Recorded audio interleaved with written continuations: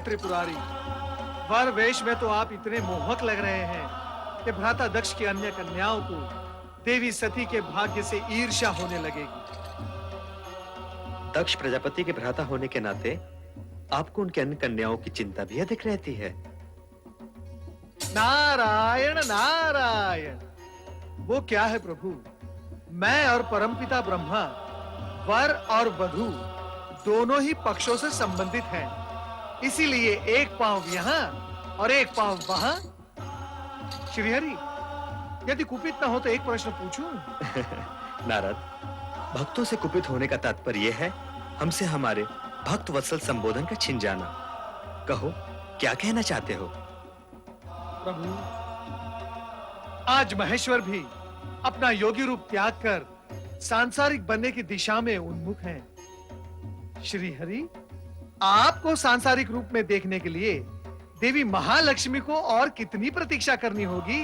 नारद, हर घटना का पता हमसे अधिक ब्रह्मा जी को रहता है।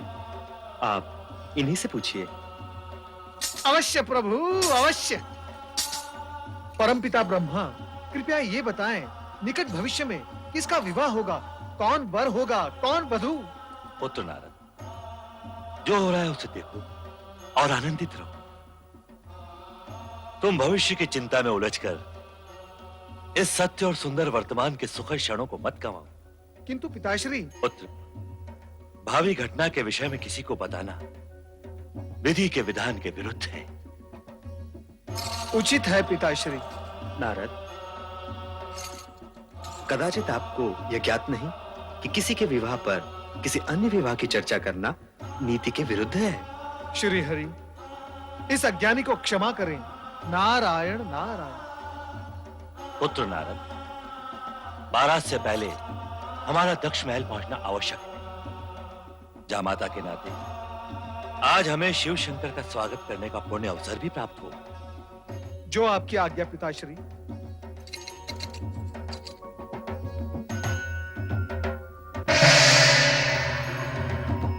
प्रभु, शुभ घड़ी बीती जा रही है, आइए प्रस्थान करें।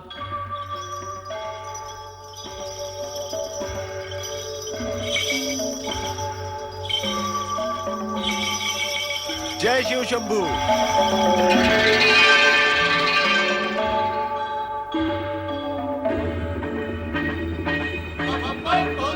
हर हर महादेव, हर हर महादेव, हर हर महादेव, हर हर महादेव, बम बम भोले, बम बम भोले, बम बम भोले, बम बम भोले, हर हर महादेव, हर हर महादेव, हर हर महादेव, बम बम भोले, बम बम भोले, हर हर महादेव, हर हर महादेव, हर हर महादेव।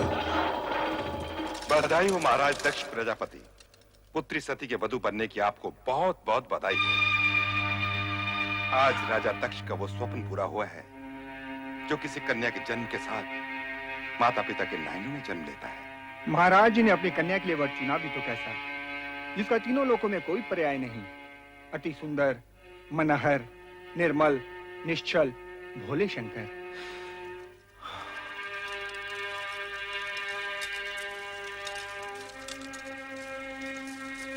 सती के पति के रूप में उन्हें पाकर आपका जीवन यथार्थ में पावन हो गया राजन। आपके मन की गति इस समय स्थिर ही नहीं होगी। हाँ, हमारे मन की गति इस समय स्थिर नहीं है श्रीमान। किसी को कुछ भी उसकी अपेक्षा की विपरीत यदि मिल जाए तो उसके मन की गति स्थिर रह भी नहीं सकती। पुत्री को योग्य वर मिल जाए, उसका जीवन मन भावन पति के संग हर्षोल्लास से व्यतीत हो, हर माता पिता की यही कामना होती है राजन। नारायण नारायण। प्रणाम पिताश्री। कल्याण हो। प्रणाम भ्राता दक्ष। प्रणाम।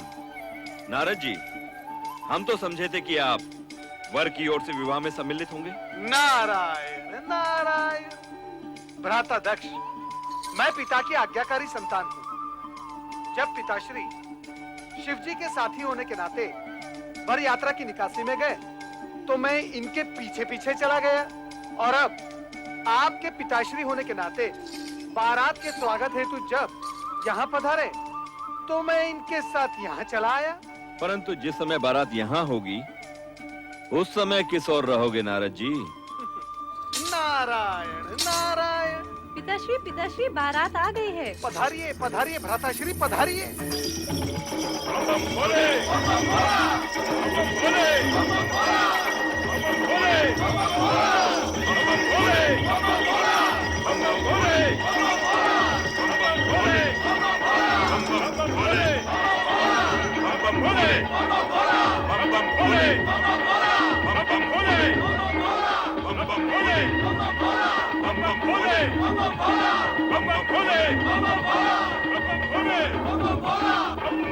क्या ये वही शिव है जो भभूत रमाए नंग धड़ंग बागंबर पर बैठा कैलाश पर योग साधता रहता है?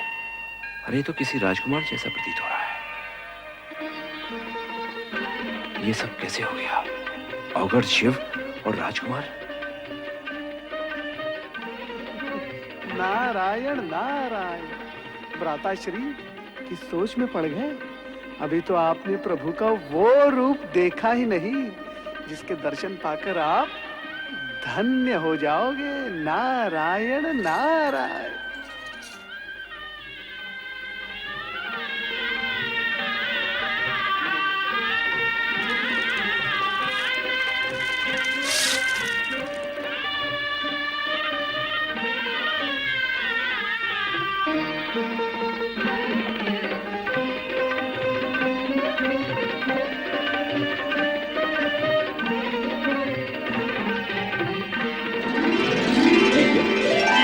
पंचमुखी शंकर, कहीं मेरी आंखें धोखा तो नहीं खा रही? मैं स्वप्न तो नहीं देख रहा? नहीं।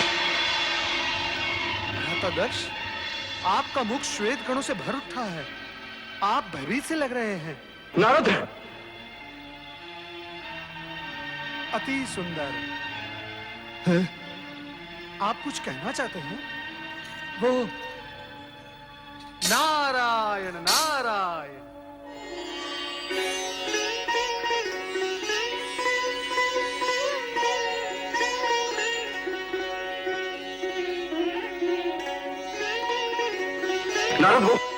नारायण नारायण। शिव लीला के चमत्कारों से भयभीत होने की कोई आवश्यकता नहीं भ्राता दक्ष। आपके जमाता शिव ही नहीं सत्य और सुंदर भी हैं और इसी सगुण रूप में वो दर्शन देते रहेंगे।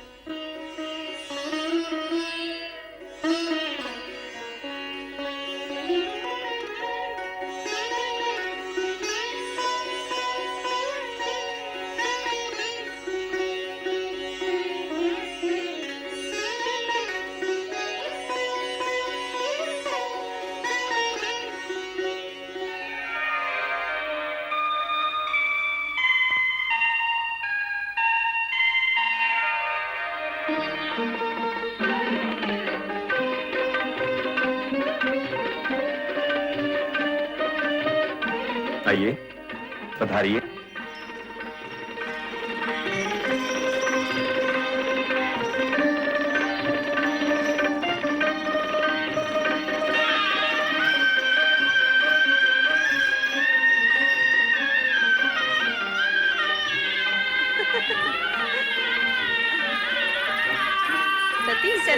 सती बारात आ गई है। हाँ, बारात आ गई है। मैं अभी अभी शिव शंकर भोलेनाथ को वर के रूप में देखकर आ रही हूँ। सती, तू जब शिव शंकर का बखान करती थी तो हमें विश्वास ही नहीं होता था, परंतु आज देखा तो लगा तो कितनी सौभाग्यशालिनी है। अच्छा, पर ये तो बता वर राजा हैं कैसे? उनके रूप स्वरूप का वर्णन शब्दों में करना अत्यंत कठिन है, पर जो देखा सो ये कि जिन्होंने हमारी भुवन मोहिनी सती का चित्त चुराया है वो कर्पूर गौरवर्णीय हैं। ऐसे विशाल सरस नेत्रों वाले हैं कि जिसमें संसार भर का प्रेम और करुणा निहित है। उनकी मंद मंद स्मित पल्लवित पुष्पों के समान सुवासित है और उनका संपूर्ण अस्तित्व हमारी प्रिय सती का वर्णन करने को आतुर है।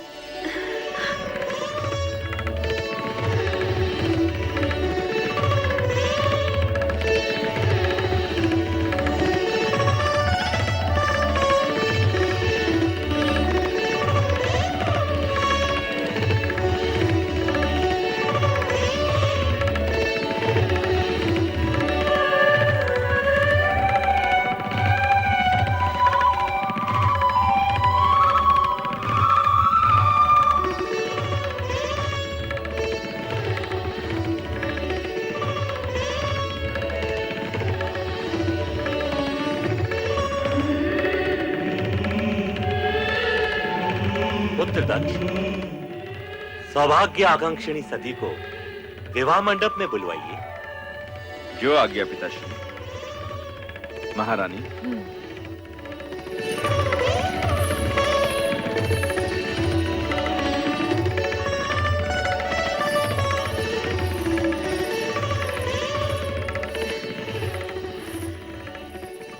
बेटी सती, अब वो क्षण आ गया है जिस क्षण भाग्यशालिनी सौभाग्यशालिनी बन जाती है। आओ बेटी।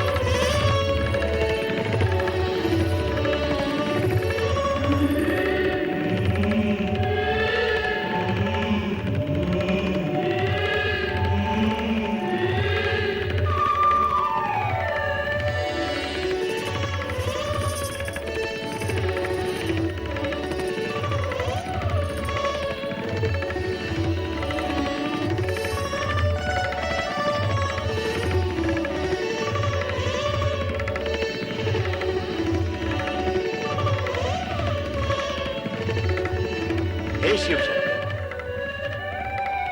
अब अपने शुभ हाथों से ये सौभाग्य सिंदूर सती की मांग में भरकर इसे सौभाग्यवती बनने का दिव्य रूप भी दे दीजिए।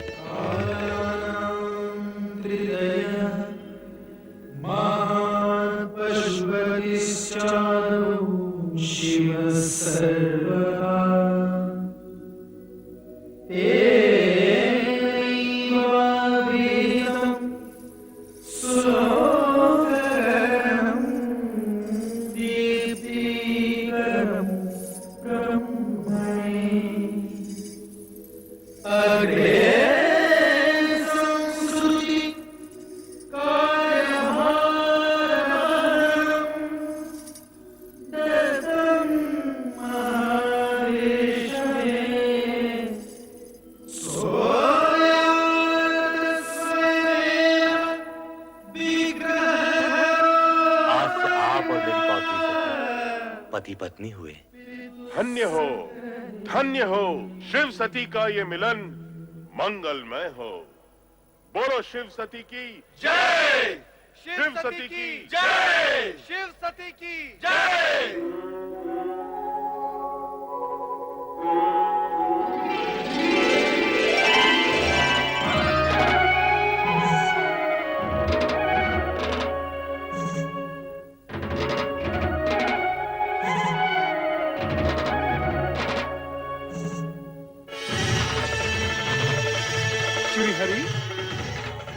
श्रीहरि, यूं टकटकी बांधे क्या देख रहे हो प्रभु? देख रहा हूं शिव सती की एक रूपता को जो चिरंतन है, शाश्वत है।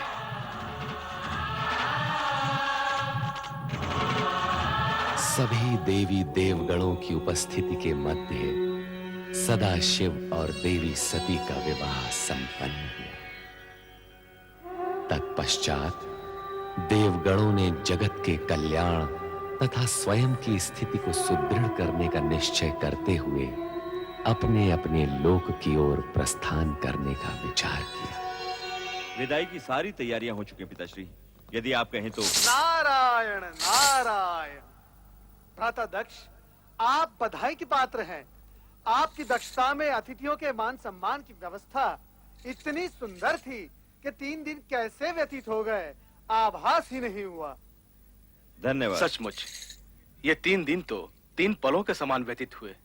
दक्ष, जितने मनहर आपके जमाता शिव हैं, उतना ही सुंदर रहा आपका आतिथ्य सत्कार। सत्य है जगदीश्वर, आपका कथन पूर्ण रूप से सत्य है। अब आपका क्या विचार है प्रभु? विचार? कैसा विचार देव ऋषि? यही कि दक्ष प्रजापति का आतिथ्य कुछ दिन और स्वीकार करें तो कैसा रहेगा? नारद, तुम तो दक्ष प्रजापति के भ्राता होने के नाते घराती भी हो और शिव की बारात में आए हो तो बाराती भी। परंतु किसी भी बारात का 3 दिन से अधिक वधु के पिता गृह में रुकना मर्यादा के विरुद्ध है। हम इसी समय ब्रह्मा जी से अनुरोध करेंगे कि वे बारात विदाई की तैयारी करें। चलो नारद। ब्रह्मदेव, आपसे अनुरोध है कि सती के पितामह होने के नाते अपनी पुत्री को जामाता शिव के साथ विदा करने का उपक्रम करें। श्री हरि, हमने आपके अनुरोध से पहले ही बारात विदाई का आदेश दे दिया है। पुत्र दक्ष, देखो अब इस कार्य में और अधिक विलंब नहीं होना चाहिए। पिताश्री, यूं तो पुत्री सती की विदाई का पूर्ण प्रबंध किया जा चुका है, परंतु मैं स्वयं जाकर देखता हूं। श्री हरि, शिव शक्ति का यह युगल युग युगांतर तक सर्वश्रेष्ठ रहेगा।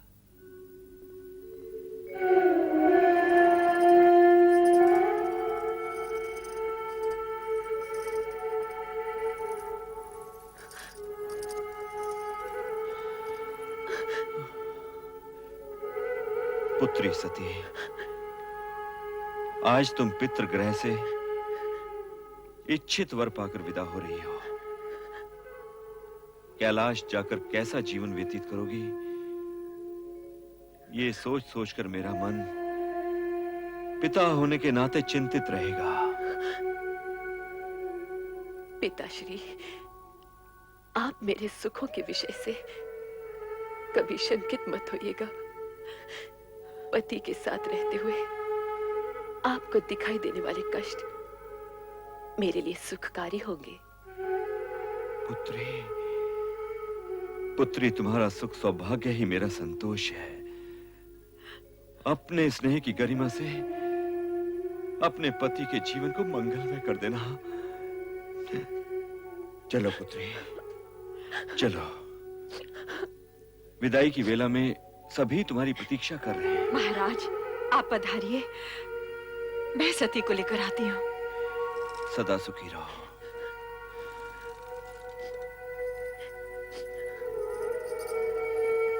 बहन, तुम्हारी मनोकामना पूर्ण हुई, इसका हमें हर्ष है, किंतु तुम्हारे वियोग का दुख भी है। कैलाश जाके हमें भूल न जाना। रोहिणी, रोहिणी, तुम तो सभी सदा मेरे मन में रहोगी। तेरे बिना ये प्रांगण बहुत सूना सूना लगेगा सती।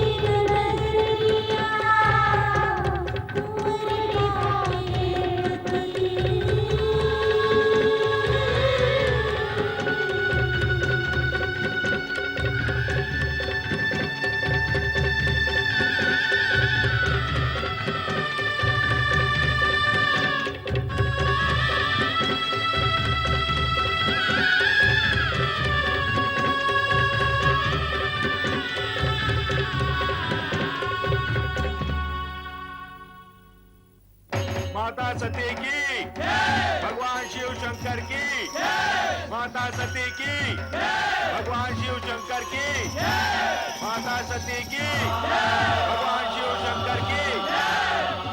माता सती, आपका कैलाश में स्वागत है। मंगल कार्य निर्विघ्न संपन्न।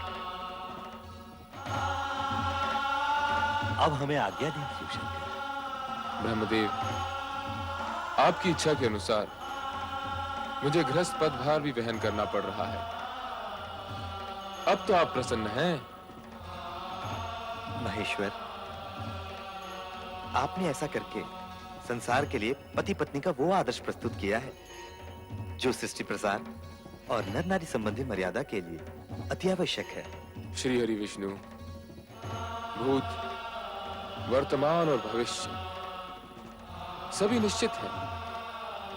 जो हो गया है, जो हो रहा है और जो होने वाला है, सभी में जगत का कल्याण ही निहित है। पिता ब्रह्मदेव की आज्ञा पालन हेतु दक्ष प्रजापति ने अपनी पुत्री सती का विवाह शिव के साथ संपन्न तो कर दिया, परंतु मन सती के भविष्य की चिंता में ग्रस्त रहा। कोमलांगी पुत्री सती और अप्रिय वेशधारी शिव की जोड़ी का विचार कर दक्ष अनेक बार चिंतित हो जाते थे। सती कैलाश जाकर सुखी रहेगी।